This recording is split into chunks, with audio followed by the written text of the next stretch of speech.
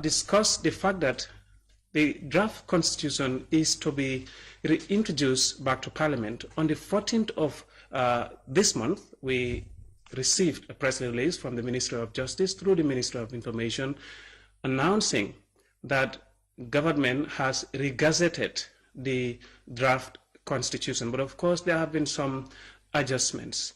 Today, I am joined by the Minister of Information, Dr. Ismaila ceesay, who has some clarifications to make on government's position on the revised draft constitution. But of course, we are aware there have been some controversial issues that people have been discussing so long as their opinion is concerned on government's decision to make some adjustments on the draft constitution. So this is an opportunity for the Ministry of Information, of course, speaking on behalf of government, to clarify certain issues that have sparked a debate, public debate, expressing their concern on the revised draft constitution. Honorable Minister, thank you very much for joining us on this program. Thank you very much, Mr. Chair. Thank you for having me. The fact that the draft constitution was rejected by Parliament in 2020 signaled that perhaps there must have been something wrong and there was no political consensus. In your view, what was politically wrong when it comes to the 2020 draft constitution? Well, I think two things. One was that the CRC, we have to commend them for doing a very, very good job, a very comprehensive work, but I think they made two mistakes along the way. And I think also other political stakeholders also made some mistakes. The CRC, one, failed to pay attention to the concerns of the broader spectrum of the stakeholders. And I'll give you an example of that. When the cabinet made a position paper that the retroactive clause was problematic for them, the CRC did not pay attention, they still maintained it. But when Lawyer Dabo, the leader of the UDP, made a statement that the clause that bars anybody who was convicted from running for president, and that if that clause is maintained from the original draft of the Constitution, the 2020 draft, that they would make sure they fight the Constitution. But I think the CRC paid attention to that and removed that and rewarded it to allow convicted people to run for office. So, but they failed to pay attention to the concerns raised by cabinet. That is one. Now, the second one was that I think the CRC also were kind of haunted by Jammeh's ghost, to the extent that the never again mantra, even the world supported it, but they have to understand that Gambia is a very strong presidential system. Now, you cannot bring a system where you kind of take all powers away from the presidency and give it to the National Assembly and other organs of the state, thereby creating a lame duck ceremonial president, which could cause a constitutional crisis. So at some point we realized that the 2020 draft had serious fundamental flaws, and that most of the powers were taken away from the presidency in a very strong presidential system, which could cause a problem along the a logjam along the way. And these powers were given to the National Assembly. So effectively they created a president with no powers. And this was very problematic, and this could cause us a problem along the way. I understand the CRC's thinking at that time, coming from dictatorship, coming from the way Jammeh was abusing powers. They thought that the next president would not be having such powers, so they took most of the powers away from them, and this was problematic. So these are the two things that were problematic in the Constitution, particularly the fact that the retroactive clause was made to stay, which nowhere in the world is basic principles that laws start to take effect from the time they are implemented and not backdated. So I think this was a problem for that particular draft. But also, we also have to. So what cabinet has done now is to refine the document after a series of consultations, listening to a lot of stakeholders, refine it, and to ensure that the problematic clauses are rectified, and to ensure that we align the Constitution not only with our democratic principles, but also our democratic aspirations as a people, not for only today's generation, but also for the next generation. Remember, we don't want to change constitutions every 5, 10 years, 15 years, 20 years, whenever there's a new president. We want this constitution to stay for the next 200-300 years. Therefore, when we build this constitution, it must take into account not only the aspirations of today's generation, but also the aspirations of future generations. I understand that the executive had some concerns regarding the 2020 draft constitution.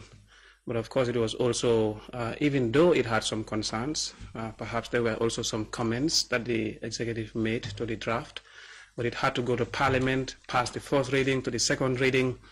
But still, the legislature had the opportunity to do a legislative scrutiny on that document, where at the committee stage, they could have had the chance to maybe adjust on these issues that you have highlighted. At Parliament, both sides of the political divide are there. Why couldn't that happen? But remember, the threshold is very high when it comes to voting for the repeal of the 1997 Constitution, 75%. They could not get consensus, political consensus in Parliament. That is why it was kicked out.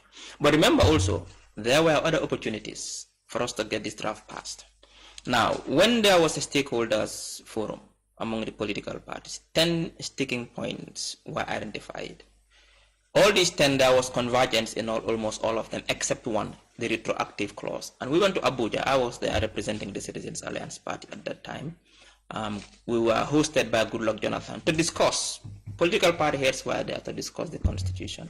We all agreed on almost the 10 sticking points, except the retroactive clause. And all of us in the room agreed to at least negotiate and accept the retroactive clause to be removed in exchange for us to have a constitution, a kind of a bargain. The UDP was the only party in that room that disagreed. So effectively, the reason why we don't have a constitution today is because of the UDP and its leadership. Because at some point after it was thrown out of Parliament, we agreed on almost all the issues except the UDP. So today, and again, I think that even if it doesn't pass now in Parliament again, it is going to be the same UDP, because they are saying that even if a comma is removed from the CRC draft, they would still vote it out, and that they want the original draft to come back as it is, which is not possible. Would that not be the fact that either side of the political divide is not willing to compromise if it fails? No, but the NPP was willing to compromise in Abuja.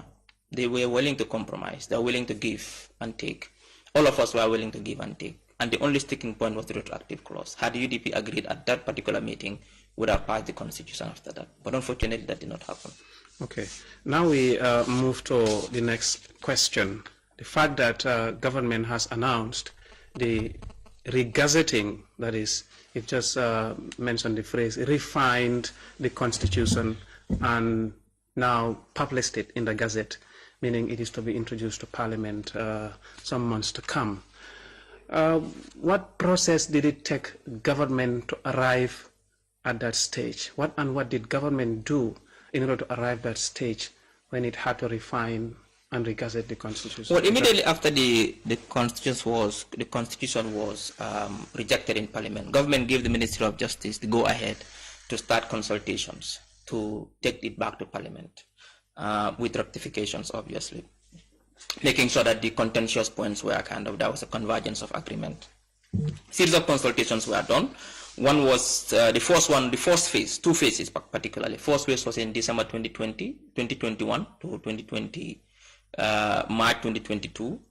This one was sponsored by the UK Foreign and Commonwealth Office. It was chaired by Goodluck Jonathan. Party leaders went to Abuja. We had discussions. Some issues were raised, some contentious issues were raised. There was convergence in some issues. The second phase was sponsored by the Netherlands Ministry of Foreign Affairs, headed by Dr. Eben Chambers. There was a high-level meeting among political parties. Civil society were engaged. So all these consultations revealed some issues that we thought, or that were presented to Cabinet to discuss. Cabinet reviewed the document again, like I said, refined it to ensure that some of the problematic clauses are rectified in accordance with the principles of justice and the principles of the rule of law, and also to ensure that the constitution that we are going to bring is aligned with our democratic principles and our democratic values, but also with the aspirations of today's generation, but also the future generation. So it was a very transparent process. That is why when I see people saying that the process was not transparent and consultative, I wonder what they mean by transparent, because this was very consultative. There are two series of very comprehensive, rigorous consultative periods. There was also a very transparent process, but also the next process was very transparent. What did the law say? It should be gazetted. It's called public gazette. The Cabinet gazetted it. Now the government has gazetted it for the public to go and scrutinize it. And whenever they see anything that they think is not right or they don't agree with, they can now consult their lawmakers when it goes to parliament. So this process has taken, so basically there are 3 stages of the process. One was the consultative period. 2 was cabinet reviewing the document to refine it to ensure it is aligned with democratic principles, but also with aspirations of the Gambian people. The 3rd one is the public gazetting. So the public can now go and see what has been changed and whether they agree with it or not. And if they don't agree with it, they can now engage their lawmakers, because from gazetting it goes to the National Assembly. So National Assembly also will have to sit on the document again. So it's not like it's a final document. I think therefore Gambians should give the document a chance to follow its due course. It is gazetted. Let the public go and engage the document, read it, highlight some issues that they think they agree or disagree with. It goes to Parliament, and Parliament does the job, and it goes for a referendum eventually. Public opinion, but of course the opinion or the reaction of some political parties, one might say, suggests that they are shocked and surprised with the adjustments the executive has made. Is it not the case that perhaps what came out of the consultations was not reflected in what has been refined? They were reflected. I mean, cabinet will not just go and change clauses not based on what has been based on consultations and not based on the public's interest. Cabinet has a role to play, and here cabinet had the authority and the legitimacy to refine the document, because the cabinet has executive power. Now, whether cabinet has the legitimacy or not, people can have the legal question, but what I understand is cabinet has the legal authority to refine the constitution as it is, because the original draft really wasn't there are some fundamental flaws. It wouldn't make sense to take that original draft back to parliament again. That will defeat the purpose. So therefore, it was refined, and like I said, in a very transparent, consultative manner, and like I said, to reflect not only the aspirations of the Gambian people today and tomorrow, but also to align with the Gambia's democratic principles and governance system. Like I said, we have a very strong presidential system, and that is very important for people to understand. You cannot have a presidential system and bring a constitution that reflects more like a parliamentary system. It causes a problem along the way, and we have to understand that the constitution has to reflect our governance and our political system. So that is very important for us to take note. Yeah, to what extent does the executive, here the balancing act has to come in play, the interests of the executive to introduce us into the Third Republic, and also the interests of some other groups that emerged during the consultation process. How do you balance this? Because we've heard from one of the main political parties saying if anything is removed from the draft constitution, it has been refined by the executive, then they wouldn't vote for it. To what extent would you, do a balancing act? You want to usher us into the Third Republic with a new constitution, but also maybe to capture, the interests of some other groups and some members of the public. Yeah, but that is why we gazetted it, for the public to now engage the document and highlight some of the issues that they either agree or disagree with, and engage their parliamentarian. Like it said, it's a process, and the process won't end until after a referendum sometime next year. So people have to understand that cabinet amendments are not an end in itself. It's not like document now is complete and dusted and is going to pass into law. So it's basically the position of the executive. Now it will be introduced to Parliament, it is lawmakers, and therefore... It is gazetted now for the public to access the document and see the changes that has been done and see the constitution. And now engage their parliamentarians, and it goes to Parliament. And Parliament will also do its bit. Cabinet can further do some amendments as well, depending on how they see things. So obviously, and then it goes to a referendum, and the public will eventually decide. So this process, people have to allow the process to take its course.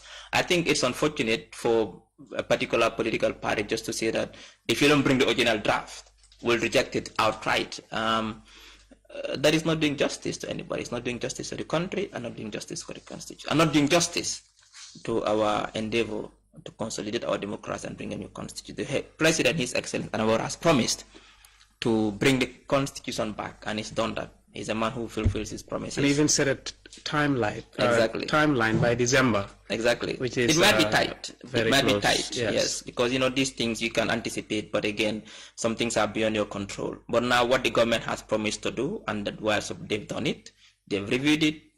They've done some few amendments based on consultations prior, including political parties and civil society. They've gazetted it for the public to engage with the document. It goes to Parliament, and now Parliament do their job. When Parliament is done, it's for the public to now decide whether on that particular constitution in a referendum or not. One of the things that has raised public eyebrow, some members of the public, of course, and some other political groups, relates to freedom of assembly, potentially to demonstrate and exercise, as part of their right. When it comes to the arresting, of people, and also arresting and detention of people, the 2020 draft constitution stated 48 hours as a limited number of time that a person could be in detention, without which he or she should be released, or before the expiration of the 48 hours should be brought before the court of law and charged. That has been extended in the revised version of the draft constitution. What is the... It is not extended, it is just reset. In the 1997 constitution, it is 72 hours. Why change in the first place? Whereas in the 1997 constitution, it is 72 hours. Why change it to 48 hours? I mean, these are operational policing procedures. Why is that a problem? Why is the 48 hours a problem for the executive? Because if you engage the police themselves, they are struggling with the 72 hours. So what happens is that you have criminals back in the street within 48 hours. 48 hours, sometimes it's difficult for you to gather the evidence you need to take someone before a competent judge for them to be remanded. 48 hours can be too small. So why change it to 48 hours in the first place? Initially it was 72 hours, which was even a problem for the police when it comes to operational issues. Why bring it down to 48 hours in the first place? What was the rationale for it? What was the justification to reduce it from 72 hours to 48 hours? As far as I know, as far as my engagement with law enforcement is concerned, the police have been struggling with the 72 hours. It can be too short for you to gather evidence against an alleged criminal or alleged culprit to put them before a court of law for remand. So what happens is that within 48 hours, you don't have enough evidence. You have to release that person back to go back to the society and commit more crime. Therefore, I think that has to be a decision that has to be really revisited. 48 hours is too small. Yeah. So, I mean, why change it in the first place? That should be my question. Why change it in the first place? 72 hours has been working fine. So one can conclude that the decision of cabinet to revise the 48 to 72 hours in accordance with the draft constitution was informed by maybe,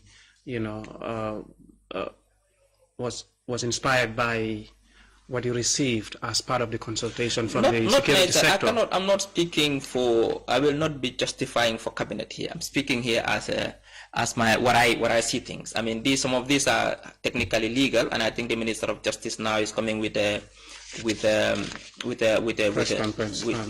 conference soon. He'll go into those details. What I'm saying, broadly speaking, at a general level, is that why change it from 70 to 48 hours in the first place? If the 1990 constitution that has been working for many years is 72 hours, and the police are even saying that that's even tight, why bring it to 48 hours, causing more problems?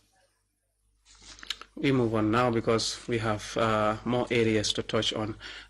Viewers, for those of you who are just following us right now, you are watching the Gambia radio and television services, and with me in the studios today is Dr. Ismaila Ceesay, the Minister of Information, and we are discussing the constitutional building process of the country. Some of you are aware that the draft constitution has been regazetted by government, and some months to come will be introduced in Parliament. But of course, when it was regazetted, people have had the access to review the document, but they also have raised some concerns, sparking debate. Now we have the Information Minister to clarify on some of these talking points, so long as the public opinion is concerned. Now we move on.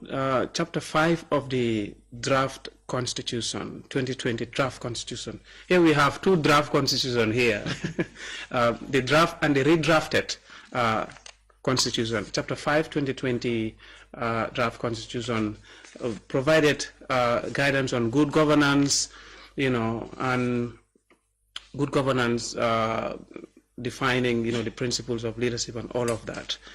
But it has been removed. It has been totally deleted from the draft Constitution. It's not in the refined one.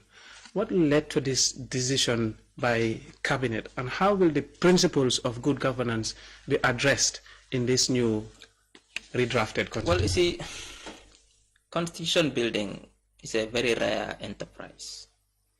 The Constitution is not supposed to be very detailed, legislatively speaking. The Constitution always, anywhere in the world, just lays the framework for governance. Now, you don't put issues of integrity in public office in a constitution. There's nowhere in the world, there is no serious constitution in the world, in the biggest democracies, in the most entrenched democracies, that deals with issues of integrity in public office in a constitution. But good governance is not integrity. No, this chapter is integrity. Integrity. It's integrity in public office. And issues of integrity are subjective. You cannot get any Supreme Court in the world to interpret issues of integrity. These things should be left for subsidiary legislation, let's say in the GOs or in the public service instruments, but not in a constitution. It's going to cause more problems than it's going to solve problems. So therefore, I think that was the part of the reason. Like I said, the Minister of Justice will go into detail as to cabinet decisions after that. I don't want to preempt it. But broadly speaking, my understanding is that anybody who understands constitution building process, you know that issues of integrity, issues that are subjective in nature, you don't put them in a constitution, but it causes problems. It's very difficult for any Supreme Court to interpret when there's an issue. So for me, I think it was a very wise decision for the government, for the cabinet to remove that entire chapter, because it doesn't make sense. It doesn't fit in a constitution. Now we move on. We will look at the freedom of assembly, of course, which I hinted earlier on. In the 2020 draft constitution, we've seen that it said the freedom of assembly shall be exercised subject to the law of the Gambia insofar as that law imposes reasonable restriction on the exercise of the rights and freedoms thereby conferred, which are necessary in a democratic society and are required in the interest of sovereignty and integrity of the Gambia, national security, public order, decency, or morality, or in relation to contempt. This is what the redrafted constitution is saying. But when you look at in the CRC draft, it guaranteed, the freedom of movement, but not setting, some kind of limitations. How would you explain this to the public as part of government, cabinet freedom of movement or assembly? Freedom of assembly. Assembly. I mean, obviously, listen, that was another fundamental flaw by the. You cannot give freedom of assembly unrestricted in a democratic society, which has a fragile democracy. Remember, it's a new democracy, and even in strong entrenched democracies, people still need permit to really assemble, especially to demonstrate. Now, the purpose of the permit is not to restrict people from assembly, it's to protect them. Because obviously, the right you have to protest for a particular cause is the right other group has to counter-protest against a particular cause. And for the police to be able to do an assessment of the security situation at a particular point in time and protect the public's interest in terms of property and persons, the police must be able to get prior notice that a particular group or groups want to do a peaceful protest or want to assemble. So they can do the necessary assessment and give you necessary security you need to protect life and property. So for me, I think, yes, people have a freedom. They have a freedom to assemble, but at the same time, this freedom of assembly must not be curtailed arbitrarily, but must be controlled in a manner to ensure that the public's interest is protected when it comes to life and property. And also, the security and the protection of those who want to assemble is also guaranteed by the police by making sure that necessary deployment is done to protect and so ensure that their safety is guaranteed. So this is normal in a democracy. But some members of the public, of course, the concern is that the police is part of the executive. Of course, it is out of goodwill to, to seek permit and be offered security. But there are some instances that the police would use that, of course, at the whims and caprices of the executive against the opposition, to exercise their fundamental right to freedom of assembly. But that thinking goes against what has been obtaining in the past couple of years since President Barrow came to power. This Gambia police force has issued more permits to people to protest than Gambia has done since this law was passed. And most of this is given to, in fact, to the opposition. Recently, you saw the opposition came out, they want to protest against corruption, they were given a permit, and they marched until to the National Assembly. So, since President Barrow came to power, there has not been such an instance where the police willfully, out of whims and caprices, deprived people the permit, knowing fully well that giving them a permit would not cause any serious breaches of the security. So for that, we don't have an issue with that. The most important thing, a police must be notified of any protest or public assembly which borders on public safety and national security. The police must do an assessment of the situation and ensure two things. One, they provide the necessary deployment to ensure life and property are protected from the general public, people who have nothing to do with the protest, but also those protesting protagonists are also protected and their safety is guaranteed from counter-protesters. So the police should be a big, yes, there's freedom of assembly, but this must also be controlled in a manner which is in line with the public's interest. We move on. We have a limited time. I'm being signaled right now. Another major concern expressed by some groups of people, but of course, who are also part of members of the public, is about the education, bit of it. The 2020 draft constitution guaranteed freedom of, guaranteed full access to basic and secondary education, free access to basic and secondary education. Some are surprised that in the drafted, constitution that has been now limited to only basic education. Why the change? Again, like I said, constitutions are supposed to be providing frameworks for governance. There are some rights. If you put them in a constitution, you put yourself in a serious situation. Now, if you know, as a country, as a government, a particular right cannot be guaranteed because of resource constraint, and you put that in a constitution, you open yourself for litigation. Now, if you put in a constitution that higher education should be free in the Gambia, but you don't have the wherewithal to provide that money, how much will it cost to say that secondary education is free? How much will it cost the government? Where will the money come from? And you cannot provide it. You open yourself for litigation. People can take everyday people are going to take the government to the courts to say that, well, the government is violating the constitution because the constitution promises and guarantees this particular freedom and the government is not doing it. So the government must be smart and understand what is possible in the foreseeable future. But now we have freedom of, now we have free access to basic and secondary education. But has there been any instances that government has failed in that regard to an extent that people are, taking up litigative measures against the government? No, but you remember, like I said, when we build a constitution, we don't think of what's happening today. Yes. We think of tomorrow. Gambia will come and usher in a society with a very strong civil society, with a very strong democratic community, with a very strong middle class that will take the government to court and hold the government to task. If we're not doing it today, doesn't mean that we'll not do it tomorrow. So government has to be smart and have foresight and be visionary to say that this could cause problems along the way. And now, even though it's not in the constitution, that doesn't mean that government cannot do it. It doesn't have to be in a constitution for the government not to do it. Right now, government is providing free education, basic and secondary, if I'm not mistaken.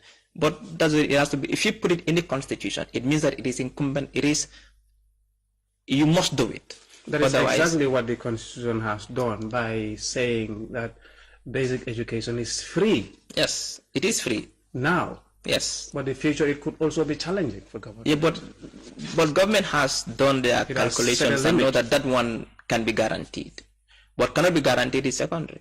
And that which cannot be guaranteed can be put in the constitution, because otherwise you open yourself for litigation from the public. And you don't want a government to be always distracted by such litigations. Thank you very much, the Honorable Minister. Viewers, those of you who are watching us, I've been talking to the Minister of Information on the redrafted constitution, which has also been gazetted by government and yet to be introduced to Parliament in some few months to come. Now we will move on, Honorable Minister, because we've got not much time here. Now let's go on decentralization of government. We have central and local governments. When you look at the 2020 draft constitution, has addressed the issues of decentralization of government. Both the 2020 and the drafted one have somewhat agreed on the need for decentralization. But there is one bit that is missing, that has been deleted from the 2020 draft. And that is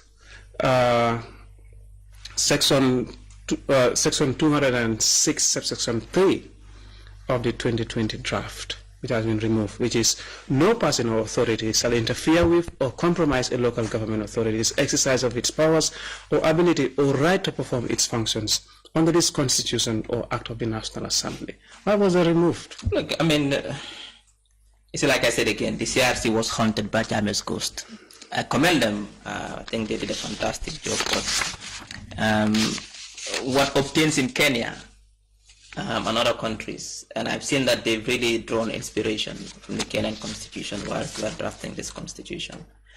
Gambia is a centralized state.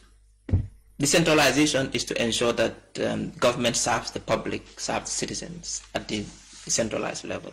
And government cannot be everywhere. So therefore you need local governments to be able to provide some of the basic amenities to the people. However, decentralization doesn't mean usurpation. You cannot have micro-states within a state. You cannot have a state within a state. You cannot take powers away from the central government and give it to the local governance structures and say they should be working in a manner in which the central government has no say over the local government. That will cause anarchy in any polity. So therefore, I don't think it was a wise decision. So the executive wants to interfere? Not interfere. Not interfere. So why was that section removed? No. But what is interference? The executive must have control over the local governance structures. Control. Because they are here to serve the public. We can have only one sovereign authority in a state. Sovereignty cannot be, we don't have a federal system where sovereignty is shared between the center and the periphery. We have a centralized state system where the central state has the authority and the sovereignty to decide what happens in a particular territorial jurisdiction. But devolution of powers is what we have seen in many democracies in the world. We don't have devolution in Gambia. What we have is decentralization, where government gives some authority to local governments to do some particular job. So it's a delegated responsibility? Kind of. But it's not, we don't have a devolution like we have in the UK, where Scotland have their own devolved parliament, where Ireland have their own devolved parliament. We don't have a federal system like in Nigeria. We have a centralized state, a state that has absolute, unquestioned authority. But that is not codified. That is not codified anywhere. But it's in the constitution. Gambia is not a centralized state. Of course, Gambia is not a federal system. It's not a devolved system. Gambia is a central state. All power resides with the state.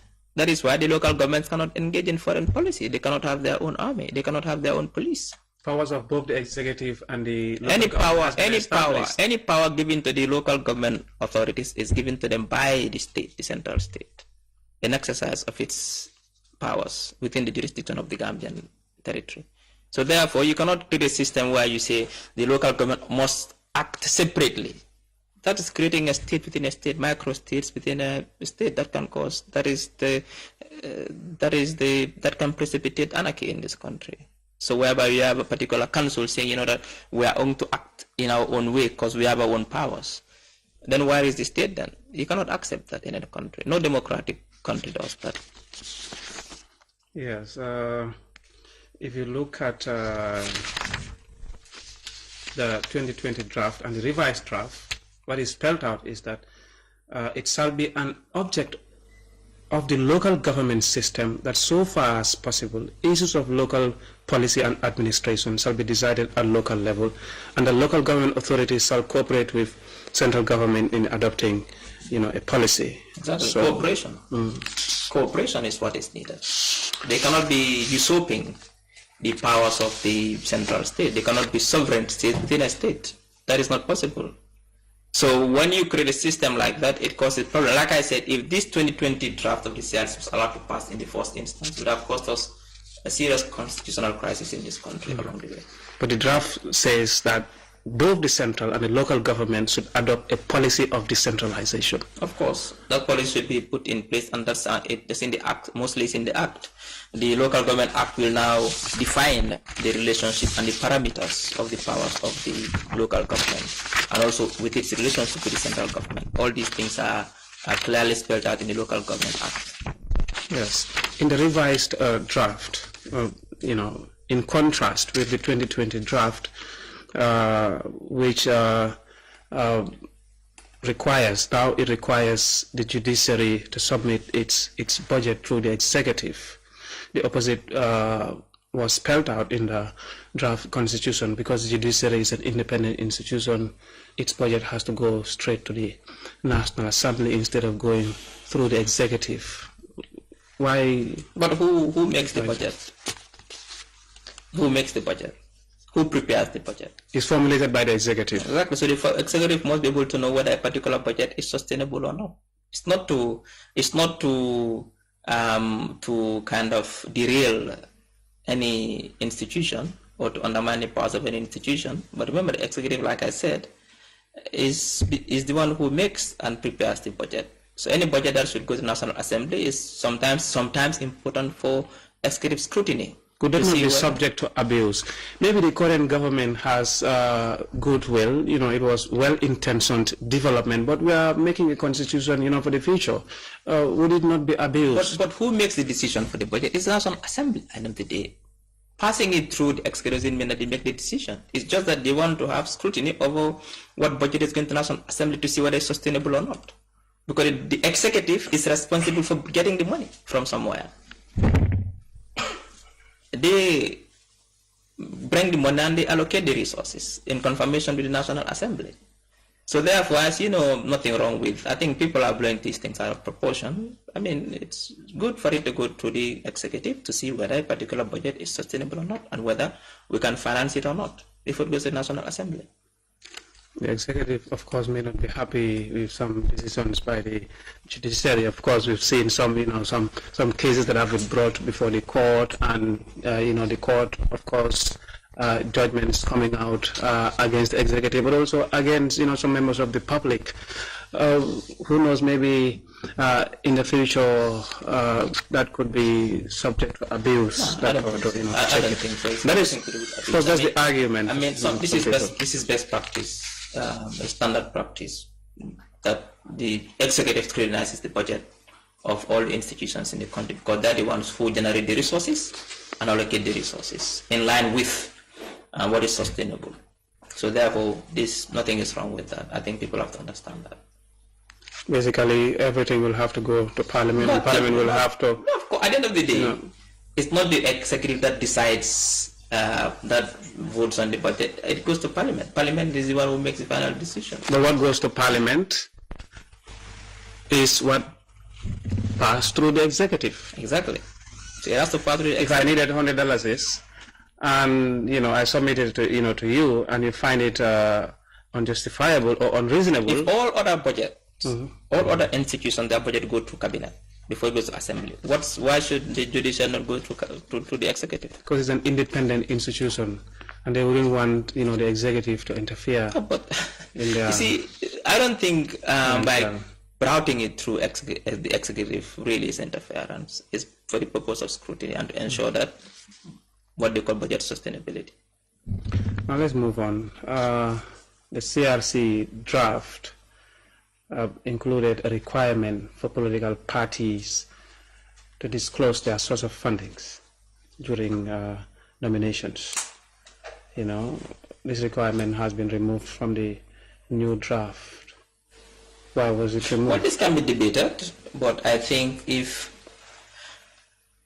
the government is not financing political parties, they should have little say in how they get their finances, especially in our democratic setting.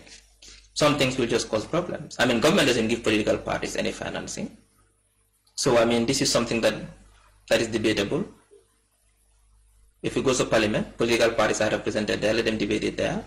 If they think that it's not good practice, they can decide. But based on my own understanding, is that in most countries where political parties are funded by the state, if political parties give you funding, now they can be able to scrutinize your income. But political parties don't get funding, and you want to know where they get the money from, and that can be problematic. How do you really the nature in which we fund political parties are through crowdfunding, people giving particular donations. I mean, it's going to cause more problems than it's going to solve the problem. So for me, to be honest, let's debate this along the way and see what is. That argument could be challenged. That let's say that is what is called asset declaration. Now, even though government does not give you the properties you own, you didn't get the properties from government. You work for it, you earn it. It was given to you, or you work for it. But you have to declare this to the IEC. If you want to work for the government, if you want to work for the government, you are contesting for public office, and you want to go, you want to work for government. If you are contesting for public office and you win, you have to declare assets, isn't it?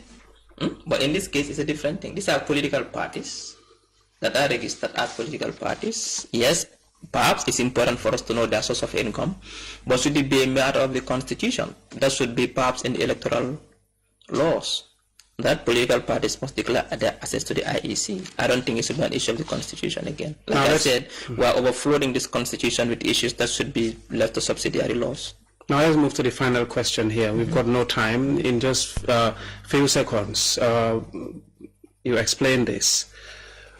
The revised drafts specified asset declaration for the Vice President and ministers, and it did not include their spouses and children. But the 2020 draft did. But are their spouses and their children employed by the state? I mean, that doesn't make sense. How can you force someone to declare their assets and you have not employed them?